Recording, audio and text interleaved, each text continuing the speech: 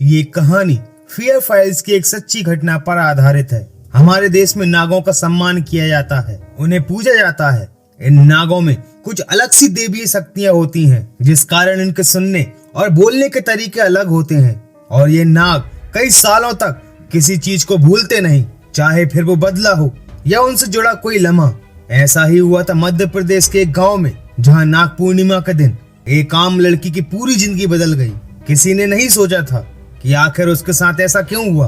अंजलि को हर रात किसी की आवाज सुनाई देती थी, जो उसे सुनैना कहकर पुकारती थी। और एक रात वो उस आवाज का पीछा करते हुए घर के बाहर चली गई, जहाँ एक साया पर एक नाग उस आत्मा से अंजलि को बचा लेता है। और अंजलि एक चीख के साथ उठ जाती है और कहती है कि माँ मुझे सांप ने काटा।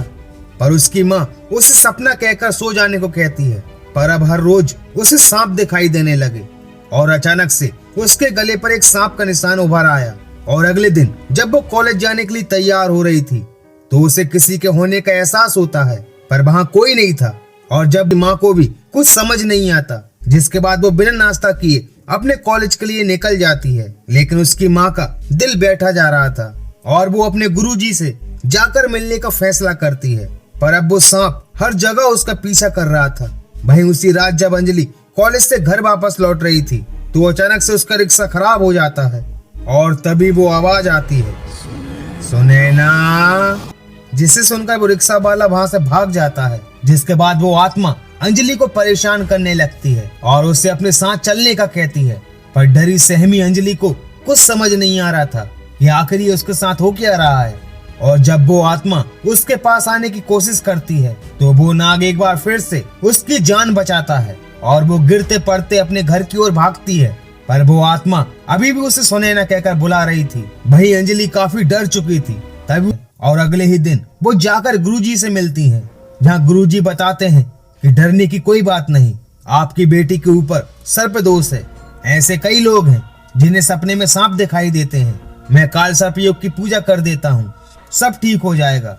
वहीं जब अंजलि घर पर पढ़ाई कर रही होती है कि तभी अचानक से लाइट्स ब्लिंक करने लगती हैं और काफी तेज हवाएं चलने लगती हैं। और फिर से उसे सुनैना की आवाज सुनाई देने लगती है, जो उसे अपने पास बुला रही थी। और तभी वो साया अचानक से उसके सामने खड़ा हो जाता है, जो उससे कहता है कि मैं तुमसे प्यार करता हूँ और तुम्हें अपने साथ ले जाने आया हूँ।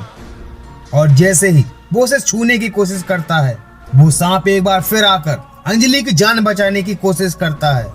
पर इस बार वो आत्मा उस सांप को अपनी शक्ति से गायब कर देता है। जिसके बाद वो फिर उसकी तरफ आगे बढ़ता है, पर अंजलि बेहोश हो जाती है। और उसी समय माजी और गुरुजी भी वहां आ जाते हैं और वो आत्मा वहां से गायब हो जाती है। और गुरुजी ये समझ जाते हैं कि यहाँ कोई बुरी शक्ति आई थी और वो अंजलि पर पवित्र जल डालकर उसे होश में लाते हैं।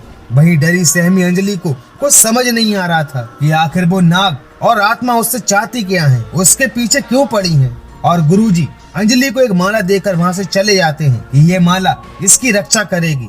वहीं अब अंजलि जो सांपों को देखकर डर जाती थी, वहीं अब वो उस नाग से प्यार करने लगी थी। सोते जागते बस उसके ख्यालों में ही डूबी रहती थी और वो नाग सिर्फ अंजलि को ही दिखाई देता था और किसी को नहीं।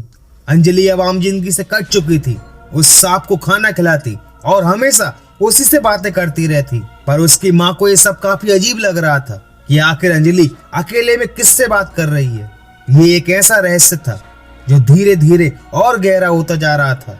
और अंजलि एक रात उस नाग के पीछे जंगल में पहुंच जाती है और उसे अपनी ही शक्ल में एक औरत दिखाई देती है और एक झटके के साथ उसकी आंख खुल जाती है। और अब वो उस नाग के लिए अपनी मांग में सिंदूर भी भरने लगी थी। जिसके बाद माजी जाकर गुरुजी से मिलती हैं, जहाँ गुरुजी बताते हैं कि अंजलि सिर्फ उस नाग के ही बस में नहीं, बल्कि उसके पीछे एक तांत्रिक की आत्मा भी पड़ी है। उस दिन जब हम आपके घर गए थे, वहाँ एक नहीं बल्कि दो अलौकिक शक्तियाँ थीं। हम अपनी साधना से उन शक्तियों का पता लगाने का प्रयास करेंगे। तब तक आप ये धागे अंजलि की कलाइयों पर बांध देना, जो उन शक्तियों को अंजलि से दूर रखेगी। और एक सुरक्षा घेरा अपने दरवाजे के बाहर बना देना, जिससे वो शक्तियाँ घर के अंदर प्रवेश नहीं कर पाएंगी। लेकिन याद रहे, ये धागे कलाई से खुलने नहीं चाहिए। माँ जी बिल्कुल ऐसा ही करती हैं। और उसके बाद वो नाग और वो आत्मा दोनों ही घर में प्रवेश नहीं कर पाते। पर उस नाग को भले ही उस घर से दूर कर दिया गया था, पर अंजलि अभी भी उस नाग से प्यार करती थी और वो दूर से ही उसे देखा करती थी और बातें किया करती थी, जबकि वो शैतानी आत्मा हर संभव कोशिश कर रही थी अंजलि को पाने की। पर ये रोक कुछ ही समय तक अंजलि को उस बुरी आत्मा से बचा पाई। एक दिन उस तांत्रिक की आत्मा ने अपनी बीन की शक्ति से गुरुजी की सुरक्षा रेखा को तोड़ दिया और अंजलि अब पूरी तरह से उस आत्मा के बस में आ चुकी थी। वो नागिन की तरह नाचने लगती है और अपनी कलाई से उन धागों को निकाल देती है। भाई गुरुजी अपनी साधना में लीन थे और उन्हें यह आभास हो जाता है कि वो सुरक्षा घेरा मिट चुका है और अंजलि ने अपनी कलाई से उन धागों को भी निकाल दिया है, जिससे वो बेहद ही ज्यादा क्रोधित हो जाते हैं और अब वो दोनों शक्तियां घर के अंदर प्रवेश कर जाती हैं और अंजलि बस में आकर जंगल में पहुंच जाती है। वहीं उसकी माँ उसे ढूंढने लगती है पर अंजलि उन्हें कहीं दिखाई नहीं देती, जिसके बाद वो तुरंत गुरुजी के पास जाती हैं, जहां गुरुजी ने अपनी साधना से ये पता लगा लिया था कि आखिर ये दोनों अलौकिक शक्तियां कौन है और अंजलि से चाहते क्या हैं।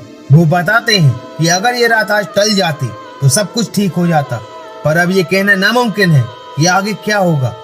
वो कहते हैं कि अंजलि इंसानी रूप में एक इच्छाधारी नागिन है। 1,84,000 योनि के बाद मनुष्य का जन्म होता है और तुम्हारी बेटी 100 जन्म पहले एक इच्छाधारी नागिन 100 सालों में एक बार आती है और उस रात इच्छाधारी नाग और नागिन इंसानी रूप में आते हैं और उस लम्हे को खुशी से महसूस करते हैं।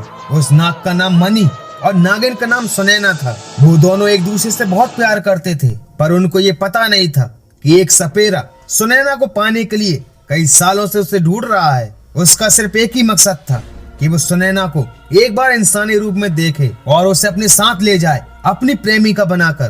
पर जब उन दोनों नागों ने उस सपेरे को देखा तो नाग के रूप में आकर उन दोनों ने भागना ही उचित समझा और जाकर अपने बिल में घुस गए, क्योंकि उस सपेरे को पता था कि सुनैना के पास एक विशेष शक्ति है जिसे पाकर वो सांपों और सपेरों की दुनिया पर राज कर सकता था। पर जैसे ही वो दोनों नाग अपने बिल में जाते हैं, सपेरा सुनैना को पकड़ लेता है। पर इससे पहले कि वो सुनैना को अपने साथ ले जाता, सुनैना उसे डस लेती है और वो सपेरा वहीं मारा जाता है। पर मरने से पहले वो सुनैना को भी जान से मार देता है। नाग अकेला रह गया और अब वो दोनों किसी भी तरह सुनैना को पाना चाहते हैं। पर एक रास्ता है कि वो सपेरा जिस शिव मंदिर में अपनी साधना करता था, अगर शिव के उस त्रिशूल से उन दोनों नाग और सपेरे को मारा जाए तो शायद अंजलि बच सकती है। और आज पूर्णिमा है और हम उस मंदिर में जाकर भगवान शिव की आराधना करेंगे। वहीं अंजलि अब पूरी तरह एक इच्छाधारी नागिन बन चुकी थी और वो मनी के साथ घूमने लगती है। वहीं वो सपेरा भी पहुंच जाता है, पर अब इतने साल भटकने के बाद उसने अपनी शक्ति भी बढ़ा ली थी। वहीं गुरुजी शिव मंदिर जाकर पूजा अर्चना करने लगते हैं और उस पवित्र त्रिशूल को उठाकर उस जंगल की ओर बढ़ते हैं। वहीं वो सपेरा फिर से सुनैना को हासिल करने की कोशिश करता है, पर मनी उसे रोकने की कोशिश करता है। पर सपेरा इस बार अपनी शक्ति से उस नाग मनी को घायल कर देता है, जिसे देखकर सुनैना भड़क जाती है और वो सपेरे को डसने की कोशिश करती है। पर सपेरा कहता है कि अगर मैं तुमसे मोहब्बत कर सकता हूँ तो मैं तुझे मार भी सकता हूँ, फिर चाहे मुझे तुझे पाने के लिए दूसरा जन्म ही क्यों न लेना पड़े। और वो गला दबाकर सुनैना को भी घायल कर देता है। उसी वक्त गुरुजी भी वहां पहुंचकर उस त्रिशूल को सपेरे को मार देते हैं, पर वो सपेरा त्रिशूल को निकालकर दूर फेंक देता है और गुरुजी को भी मार डालता है। पर सुनैना होश में आकर उस त्रिशूल को सपेरे को मार देती है। पर नागिन सुनैना भी अपनी आखिरी सांसें गिन रही थी और इस बार नागिन के साथ साथ नागमणि और वो तांत्रिक सपेरा तीनों ही मारे जाते हैं। और अब तीनों किस रूप में पुनर्जन्म लेंगे ये किसी को पता नहीं। भारतीय पुराणों और धर्म ग्रंथों के अंदर इच्छाधारी नाग और नागिन का वर्णन मिलता है। ये किसी का भी रूप धारण कर सकते हैं और इनके पास एक विशेष प्रकार की शक्ति होती है और इनके पास एक मणि भी होती है, पर आज तक किसी को इसका प्रमाण नहीं मिला। विज्ञान के अनुसार कोई भी सांप 100 साल तक नहीं जी सकता और ना ही इनके पास कोई मणि होती है, पर सच क्या है ये कोई नहीं जानता। तो दोस्तों, आपको फियर फाइल्स की ये स्टोरी कैसी लगी मुझे लाइक और कमेंट्स करके जरूर बताना। अगर आप फियर फाइल्स की ऐसी और वीडियोस को देखना चाहते हैं तो हमारे चैनल को सब्सक्राइब करना मत भूलना। मिलते हैं एक और वीडियो में and thank you so much for watching this video.